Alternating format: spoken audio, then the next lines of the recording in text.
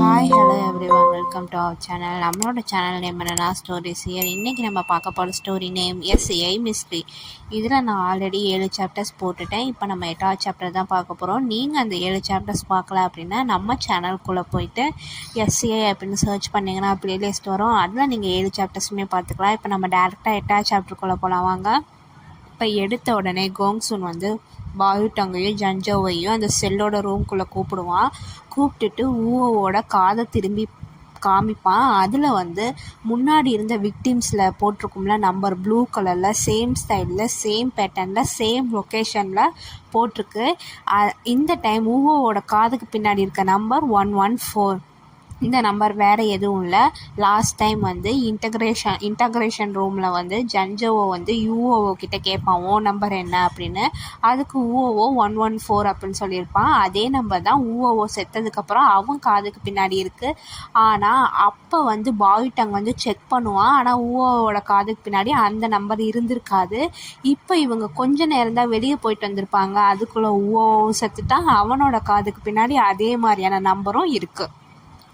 இதெல்லாம் வந்து அவங்களோட மைண்டுக்குள்ளே ஓடுது. இருந்தாலுமே வந்துட்டு ஜான்ஜாவோவும் பாயுட்டங்கும் ரூமை விட்டு வெளியே வந்துடுறாங்க. கோங்சுன் வந்து ரூம்குள்ளேயே இருந்து கொஞ்சம் வந்து ப்ரீஃபான அட்டாப்சி பண்ணிகிட்ருக்கான். பண்ணி முடித்தோடனே அவனும் வெளியே வந்துடுறான். வெளியே வந்துட்டு அவன் கையில் இருக்க க்ளோவ்ஸை கழட்டிக்கிட்டே பாயுட்டங் வந்து ஒரு கேள்வி கேட்பான், என்ன ரிசல்ட்டுன்னு. அதுக்கு வந்து அவன் சொல்கிறான், இவனுக்கு வந்து பாய்சன் கொடுத்து சாகடிச்சிருக்காங்க அப்படின்னு சொல்கிறான். அதை கேட்டோடனே பாயுட்டங்க்கு வந்து பாய்சனா, இங்கே ஜெயிலுக்குள்ளே எப்படி பாய்சன் வரும், அதுவும் இல்லாமல் யார் வந்து அவனுக்கு பாய்சன் கொடுத்துருப்பா அப்படின்னு கேள்வியை கேட்டுகிட்டே திரும்புகிறான். யாரை பார்த்து திரும்புகிறான் அப்படின்னா அந்த ஜெயிலில் இருக்க காடை பார்த்து தான். அந்த காட் வந்து பாயுட்டங் அவனை பார்க்கவும் அவனுக்கு நர்வஸ் ஆகி வளர ஆரம்பிச்சிடுறான். சான்ஸே இல்லை, ஜெயிலுக்குள்ளே எப்படி வரும், அவனை நாங்கள் வந்து வெளியே கூட்டிகிட்டு வரும்போது கூட அவனோட கை காலெல்லாம் கப்ஸ் போட்டிருந்தோம், அப்பா யாருமே அவன் கூட பேசவும் இல்லை அப்படின்னு அவன் பாட்டுக்கு வந்து பதட்டத்தில் வளர ஆரம்பிச்சிடறான். அதை பார்த்தோன்னே ஜன்ஜோ வந்துட்டு சரி பொறுமையாகுங்க, காம் டவுன் அப்படின்னு சொல்லிட்டு பக்கத்தில் இருக்க இன்னொரு ப்ரிசன் கார்டை பார்த்து இவரை கூட்டிகிட்டு போங்க அப்படின்னு சொல்லி அமுச்சு வச்சிடறான். அதுக்கப்புறம் ஜன்ஜோ வந்து பாயுட்டங்கை பார்த்து இப்போ என்ன பண்ணுறது அப்படின்னு கேட்குறான். அதுக்கு உடனே பாயுட்டங் வந்து சுற்றி முற்றி அந்த ஜெயிலை பார்த்துட்டு சொல்கிறான், இந்த ஜெயில் வந்து ஃபுல்லாக க்ளோஸ்ட் ஆஃப் ஆகிருக்கு. வர்றதுக்கான ஒரே வழி இந்த மாடிப்படியை ஏறி தான் உள்ளே வரணும். இதில் வந்து எல்லா செல்ஸுக்கும் இடையில விண்டோவோ இல்லை வந்து எந்த ஒரு கனெக்ஷனுமே இல்லை. ஆனால் வந்துட்டு ஒரே ஒரு கனெக்ஷன் இந்த காரிடோர் மட்டும்தான். ஊஓஓ இருக்க செல் நம்பர் வந்து 3. அப்போ அந்த செல் நம்பருக்கு யாராவது வரணும் அப்படின்னா செல் நம்பர் 1 செல் நம்பர் 2ஐயும் வந்து தாண்டி தான் வரணும். அதனால் நம்ம அந்த 2 செல்லையும் வந்து விசாரிப்போம். ஆனால் இந்த ஜெயிலில் இருக்கவங்க எல்லாருமே ஸ்பெஷல் கேசஸ். அதாவது ஸ்பெஷல் கேசஸ் அப்படின்னா என்ன அப்படின்னா இங்கே இருக்கவங்க எல்லாருமே வந்து சைக்காலஜிக்கலாக மென்டலி ஏதாவது ப்ராப்ளம் இருக்கும், இல்லை ஏதாவது வந்து தொடர்ச்சியான கொலைகள் பண்ணி சீரியல் கில்லராக தான் இங்கே வந்து வச்சுருப்பாங்க. அதுலேயும் சில பேர் இந்த ஊஓஓ மாதிரி கொலையை பண்ணிவிட்டு எனக்கு இந்த வியாதி இருக்குது, இந்த மென்டல் ப்ராப்ளம் இருக்குது அப்படின்னு சொல்லிட்டு உள்ளே இருப்பாங்க. ஆனால் மோஸ்ட்லி அவங்களோட மென்டல் ஹெல்த்தும் பாதிக்கப்பட்டிருக்கும். அதனால தான் அவனுங்க கொலையே பண்ணியிருப்பாங்க. ஸோ அவனுங்க வந்து ஒரு மாதிரி பேசுவானுங்க. அதனால தான் வந்து இந்த மாதிரி ப்ரிசனர்ஸ்க்கெல்லாம் நீந்தான் பேசணும், ஏன்னா நீந்தான் ஸ்பெஷல், அதுவும் இல்லாமல் சைக்காலஜிக்கல் எக்ஸ்பர்ட் வேறு அப்படின்னு சொல்லி ஜன்ஜோவிட்ட சொல்கிறான். ஜன்ஜோவும் ஓகேன்னு சொல்லிடுறான். செல் நம்பர் 1ல் எந்த கிரிமினல் இருக்கானா இவன் பேர் வந்து லியூ சன். இவனோட வயசு வந்து 39. இவன் வந்து ஸ்கிட்சப்ரீனியா, மேனியா, டெலியூஷனல் டிஸார்டரால் பாதிக்கப்பட்டிருக்கான். ஸ்கிட்சப்ரீனியா அப்படின்னா இந்த வியாதி இருக்கவங்க ஒழுங்காக அவங்களால திங்க் பண்ண முடியாது. அவங்க வந்து நார்மலாக பேசுகிறது நடந்துக்கிற விதம் கூட அவங்களால வந்து தெளிவாக நார்மல் பர்சன் மாதிரி பண்ண முடியாது. அந்த எபிலிட்டி வந்து அவங்களுக்கு வந்து ஸ்லோவாக இருக்கும், இல்லை மோஸ்ட்லி இல்லாமல் இருக்கலாம். இதுதான் வந்து ஸ்கிட்சப்ரீனியா. மேனியா, டெலியூஷனல் டிஸார்டர்னால் அவங்க சொல்லணுங்கிற அவசியம் இல்லை. டெலியூஷனல்னால் அவங்க வந்து ஒரு மாதிரி அவங்களா வந்து ஒரு மாதிரி எக்ஸ்ட்ரீம் ஒரு லெவலுக்கு ஒரு எமோஷனுக்கு போனாங்க அப்படின்னா அவங்களுக்கு வந்து ஒரு இல்லாததெல்லாம் இருக்குங்கிற மாதிரி தோணும். அந்த மாதிரியான வியாதி தான் டெலியூஷனல் டிஸார்டர். இது வந்துட்டு செல் நம்பர் 1ல் இருக்கவன். செல் நம்பர் 2ல் இருக்கவன் என்ன அப்படின்னா செல் நம்பர் 1ல் இருக்கவனுக்கு வந்து மென்டலி ப்ராப்ளம் வந்து இருக்குது. ஆனால் வந்து அவன் ஃபிசிக்கலாக ரொம்ப வந்து எப்படி சொல்ல, ஃபிசிக்கலாக ஃபிட்டு, எப்படி வந்து ரொம்ப வெயிட் அண்ட் ஹைட்டாக இருப்பான். ஆனால் செல் நம்பர் 2ல் இருக்கவன் வந்து பிரைனி லுனாட்டிக், அதாவது இவன் வந்து பார்க்கறதுக்கு ஒல்லியாக இருப்பான், ஆனால் அவனோட பிரெயின் வந்து ஓவராக வந்து ஒர்க் ஆகும். அதை வச்சு தான் அவன் வந்து இந்த கொலையெல்லாம் பண்ணியிருப்பான். இவன் பேர் எப்படின்னா குன் ஜியாக்யூ. இவன் வந்து மெடிக்கல் ஸ்டூடெண்ட்டாக வந்து இருந்தான். அவனுக்கு 19 வயசு. அவன் வந்துட்டு அவனோட ரூம்மேட் இருக்கான்ல, அந்த மெடிக்கல் ஸ்டூடெண்ட்டாக இருக்கும்போது அவன் ஹாஸ்டலில் அவன் கூட இருந்த ரூம்மேட்டை அந்த ரூம்மேட் தூங்கும்போது கொலை பண்ணியிருப்பான். அதனால தான் இந்த செல் நம்பர் 2வை வந்துட்டு மென்டலி வந்து brainy lunatic. First cell number 1ல் இருக்கவனை நம்ம வந்து பிரான்ஸ் டைப் அப்படின்னு சொல்லலாம். ஸோ இவங்க இந்த 2 செல் நம்பரில் இருக்க மெம்பர்ஸை தான் நம்ம இப்போ வந்துட்டு போய் விசாரிக்க போகிறோம். இப்போ எடுத்தோடனே நம்ம வந்து முன்னாடி ஊவோவை விசாரிக்கிறதுக்காக ஒரு விசிட்டேஷன் ரூமில் உட்காந்துருந்தோம்ல, அதே மாதிரி தான் இப்போ வந்து 2 பேரும் உட்காந்துருக்காங்க. உட்காந்துக்கிட்டே வந்து பாவிட்டங் வந்துட்டு அந்த 2 பேரோட இன்ஃபர்மேஷனு இப்போ நான் சொன்னேன்ல அதெல்லாம் வந்துட்டு அந்த ஃபோல்டரில் படிச்சுட்ருக்கான். படிச்சுட்டு இருக்கும்போதே அவனுக்கு வந்து இப்படிலாமா இருக்காங்க அப்படின்னா அவனே வந்து ஒரு மாதிரி ஏதோ இடி வந்து தலையில் விழுந்த மாதிரி அதெல்லாம் ரீட் பண்ணி முடித்தோடனே ஜஞ்சோவை பார்த்து சொல்கிறான், கிட்டி நிஜமாலுமே உன்னையெல்லாம் பாராட்டணும். இந்த மாதிரி ஆளுங்களோட எனி டைம் டீல் பண்ணிக்கிட்டு நீ இன்னும் வந்து தெளிவோடு இருக்கேன்னா அது வந்து பாராட்டக்கூடிய விஷயந்தான் அப்படின்னு சொல்கிறான். ஏன்னா வந்து இவன் வந்து ஆல்ரெடி சொன்ன மாதிரி சைக்காலஜிக்கல் எக்ஸ்பர்ட். ஸோ வந்து இவன் டீல் பண்ணுற எல்லா மெம்பர்ஸுமே வந்துட்டு இது மாதிரி மென்டலாக ப்ராப்ளம் இருக்கவன், ஒவ்வொருத்தனுக்கும் ஒவ்வொரு வியாதி இருக்கும்.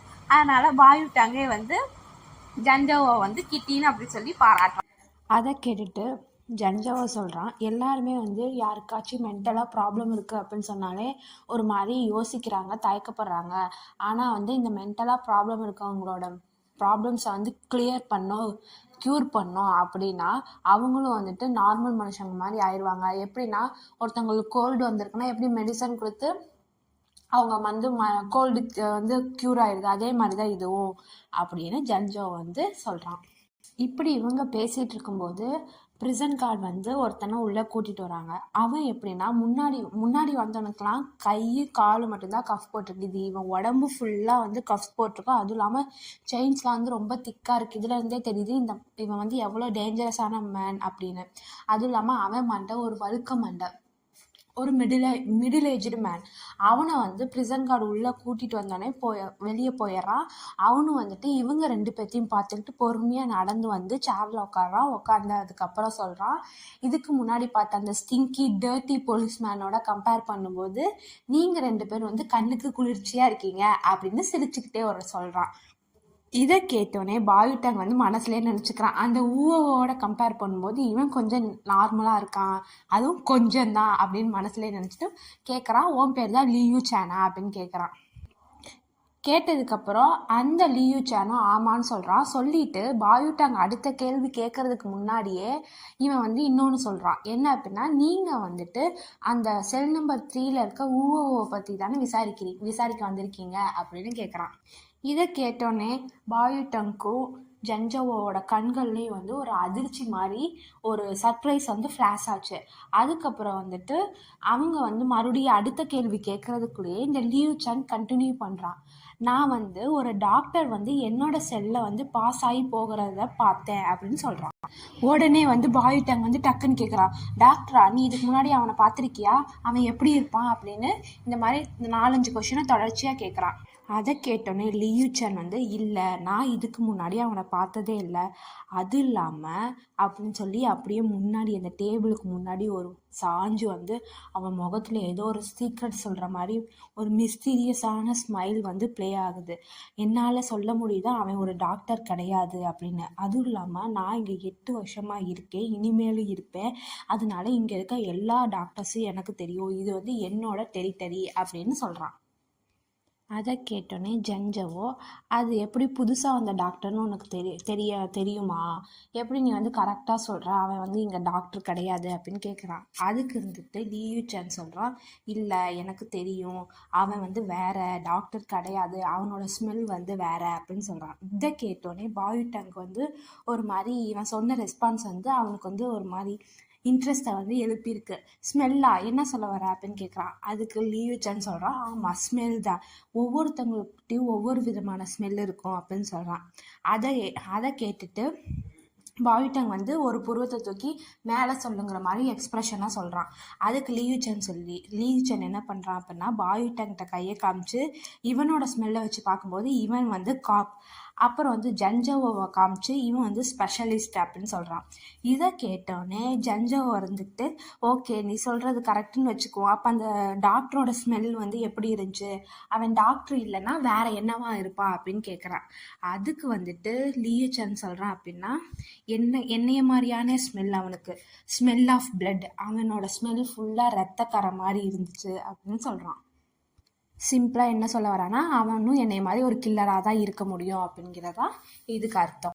அவன் போனதுக்கப்புறம் பாய்டங் ஜன்ஜோவை பார்த்து கேட்குறான், நீ வந்து கன்ஃபார்மாக வந்து அவனுக்கு எந்த ப்ராப்ளம் இருக்குன்னு உனக்கு தெரியுமா, அவனை பார்த்தா நார்மலாக இருக்க மாதிரி தான் இருக்குது அப்படின்னு பாய்டங் சொல்கிறான். அதுவும் இல்லாமல் அவனை பார்த்தா அவன் என்னையோட நார்மலான பர்சன் மாதிரி தான் இருக்கான் அப்படின்னு சொல்கிறான். அதை கேட்டேன்னு ஜன்ஜோவோ திரும்பி பாய்டங்கே பார்க்குறான். பார்த்துட்டு உடனே பதில் சொல்லல, அவனையே கொஞ்ச நேரம் குறுகுறுன்னு பார்த்துட்டு ஸோ கடைசியாக நீ ஒத்துக்கிட்ட நீ நார்மல் இல்லை அப்படின்னு கேட்குறான். அதை கேட்டோடனே பாய்டங்க்கு வந்து கோவம் வந்துருச்சு. கோவம் வந்தோடனே 2 பேரும் அடுத்த கட்ட ஒரு குட்டி சண்டை ஆரம்பிக்கிறதுக்குள்ளே மறுபடியும் டோர் ஓப்பன் ஆகுது. இப்போ வந்து அந்த 2வது செல்லில் இருக்கவன் வரான். இவன் பேர் வந்து குன்ஜியாக்கி. இவனை வந்து செல் நம்பர் 1ல் இருக்க லீயூச்சனோட கம்பேர் பண்ணும்போது இவன் சிம்பிளாக தான் இருக்கான். இவன்கிட்ட வந்து ஸ்ட்ரைட் ஜாக்கெட் கூட இல்லை. நார்மலாக வந்துட்டு பேஷண்ட்லாம் வந்து ஹாஸ்பிட்டலில் போடுற மாதிரி ஒரு blue colour shirt and pant தான் போட்டிருக்கான். அதுவும் இல்லாமல் அவனை பார்த்தா ரொம்ப பயந்த சுபாவம் மாதிரி இருக்கான். அப்படியே பொறுமையாக வந்து பயப்படுற மாதிரி, அப்படியே ரொம்ப பயந்து போன மாதிரி பொறுமையாக வந்து சேரில் உட்காந்து இவங்களை வந்து ஒரு மாதிரி ஐயோ அவங்க ஏதாவது நம்ம பண்ணிடுவாங்களோ அப்படின்னு ஒரு பயத்தோட பார்வை பார்க்குறான். 2 பேர்த்தையும் பார்க்குறான். கடைசியாக பாய்டங்கை பார்க்கும்போது மட்டும் அவன் அப்படியே வந்து ஒரு மாதிரி திடீர்னு பயந்துட்டு கீழே வந்து டக்குன்னு தலையை கீழே குமிஞ்சிக்கிறான். அதுக்கப்புறம் வந்துட்டு மறுபடியும் நிமிர்ந்து ஜன்ஜோவை பார்க்குறான். இந்த டைம் வந்து பாய்டங்கை பார்த்து பயந்த மாதிரி பயப்படலை, ஆனால் வந்து ஒரு மாதிரி ஷையாக ஒரு ஸ்மைல் வந்து சிரிச்சுட்டு அவனை பார்த்து லுக் விட்டுக்கிட்டே உட்காந்துருக்கான். அந்த ஒரு ஸ்மைலுக்கும் லுக்குக்கும் ஜன்ஜோ வந்து காமான ஒரு ஸ்மைல் வந்து திருப்பி கொடுத்துட்டு அவன் ஃப்ரெண்ட்லியாக இருக்கிறத பார்த்துட்டு இந்த குஞ்சியாக்கியும் வந்து பொறுமை அடைகிறான். நார்மலாக வந்து உட்காந்துருக்கான். சரி இவன் நார்மல் ஆகிட்டான்னு பாய்டங் கேள்வி கேட்க போகும்போது ஜன்ஜோ வந்து திரும்பி பாய்டங்க்கு ஒரு லுக்கு விடுறான். பாய்டங்கும் மண்டையை ஆட்டிட்டு சேர்லேருந்து எந்திரிச்சு குஞ்சியாக்கியோட சைட்ல இருந்து அவன் கண்ணுக்கு படாத மாதிரி நகர்ந்து போயிடறான். இதுல இருந்தே தெரியுது ஜன்ஜோவோட ஒவ்வொரு லுக்கையும் நம்மளோட ஹீரோ பாய்டங் வந்து அப்படியே வந்து படிக்கிற மாதிரி இருக்குல்ல. அதுக்கப்புறம் ஜன்ஜோ வந்து குஞ்சியாக்கி அப்படின்னு கேட்குறான். அதை கேட்ட உடனே நம்மளோட குஞ்சியாக்கியும் அப்படின்னு மண்டையாட்டிட்டு அப்படியே பொறுமையாக திரும்பி பாய்டங் நிற்கிற இடத்த பார்க்குறான். பாய்டங் இப்போ வந்து அந்த டோருக்கு பக்கத்தில் இருக்கான். பார்த்துட்டு டக்குன்னு திரும்பிட்டு மெதுவாக கேட்குறான் ஜன்ஜோவோ கிட்ட, அவன் கோவப்படுவானோ அப்படின்னு கேட்குறான். அதுக்கு ஜன்ஜோவோ அப்படிலாம் ஒன்றும் இல்லை, நீ காமாகு, நான் உன்கிட்ட ஒரு கொஞ்சம் கொஷின்ஸ் கேட்பேன், அதுக்கு நீ வந்து உண்மையாக பதில் சொன்னால் மட்டும் போதும் ஓகேவா அப்படின்னு கேட்குறான். குஞ்சியாக்கி ஓகே அப்படின்னு மண்டையாட்டுறான். அதை கேட்டுட்டு ஜன்ஜோவை கேட்குறான், உன்னோட செல்லை வந்து தாண்டி யாராவது போனாங்களா, ஏதாவது ஸ்பெஷலாக அவங்கக்கிட்ட இருந்த மாதிரி நீ பார்த்தியா அப்படின்னு கேட்குறான். அதுக்கு வந்துட்டு குஞ்சியாக்கி வந்துட்டு சைதான் அப்படின்னு சொல்லிட்டு அப்படியே அந்த வார்த்தையை சொன்னதுக்கப்புறம் அப்படியே அவன் பயத்தில் அவன் உடம்பெல்லாம் வந்து நடுங்க ஆரம்பிச்சிருச்சு. அதை கேட்டோடனே டோருக்கு பக்கத்தில் நின்றுட்டு இருந்த பாய்டங் சைத்தானா அப்படின்னு ஒரு மாதிரி அதிர்ச்சி அடைஞ்சு டக்குன்னு திரும்புகிறான். அவனோட ரியாக்ஷன் குஞ்சியாக்கியை இன்னும் வந்து பயப்படுத்திடுச்சு. அவன் பயத்தில் அவன் உடம்பு இன்னும் வேகமாக நடக்குது. அதை பார்த்தோன்னே ஜன்ஜோவோ பாய்டங்கை பார்த்து ஒரு லுக்கு விட்றான். அந்த லுக்கு எப்படின்னா அவன் கண்ணில் இருந்தே கத்தியெல்லாம் பறந்து போய் பாய்டங் வந்து சதக்குன்னு வெட்டிடும் போல, அந்த மாதிரியான ஒரு லுக்கு. அதை பார்த்தோன்னே பாய்டங் கை 2 தூக்கி ஓகே ஓகே ஓகே அப்படின்னு ஒரு மாதிரி நம்ம சமாதானம் ஆயிக்கலாம் அப்படிங்கிற ஜெஸ்டரை வந்து கொடுக்குறான். அதுக்கப்புறம் ஜன்ஜோவோ குஞ்சியாக்கியை பார்த்து கேட்குறான், ஜியாக்கியும் அவன் எப்படி இருந்தாலும் அவனோட அப்பியரன்ஸை வந்து உன்னால் டீட்டெயிலாக சொல்ல முடியுமான்னு கேட்குறான். அதை கேட்டுட்டு குஞ்சியாக்கியும் சரி அப்படின்னு மண்டையாட்டிட்டு அவன் ஒயிட் கலரில் ட்ரெஸ் போட்டிருந்தான். அவன் கையில் ஒரு நீடில் இருந்துச்சு.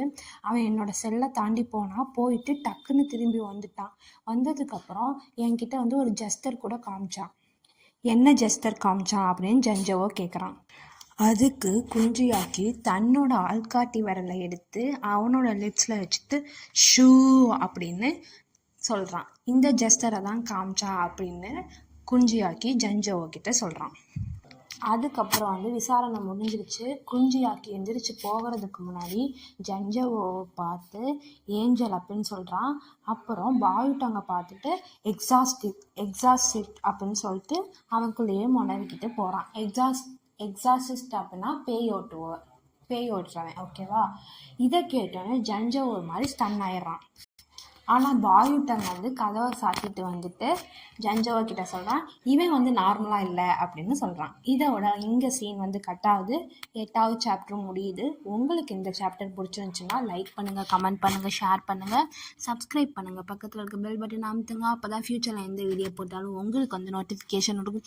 இது மாதிரி உங்களுக்கு ஏதாவது பிஎல் நாவல் வாய்ஸ் ஓவர் கொடுத்து போடணும் அப்படின்னா நீங்கள் வந்து கமெண்ட் செக்ஷனில் கமெண்ட் பண்ணலாம். அது பிஎல் நாவலாக இருக்கலாம், ட்ராமாவாக இருக்கலாம், இல்லை வேறு எந்த ட்ராமாவாக இருந்தாலும் நீங்கள் உங்களோட சஜஷன்ஸை கொடுக்கலாம். Thank you viewers.